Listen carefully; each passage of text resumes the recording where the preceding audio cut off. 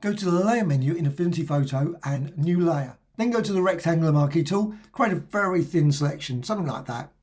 Then go to the gradient tool and drag from left to right, maybe go for more black than white.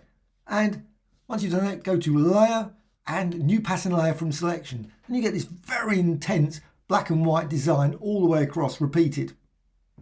And of course you can modify it if you want to do that because it's just a pattern. Also you can go to a layer and rasterize. So rasterize all into one single layer. Go to filters and now to distort and twirl. And you create a very intense twirl like that. And you can of course modify it, move it around, distort it and click apply.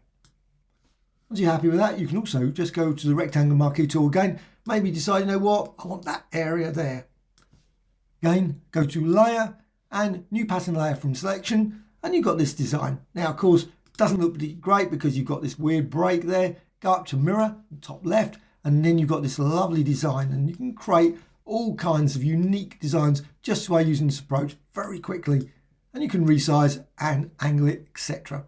Hope you found this of interest. Thank you much.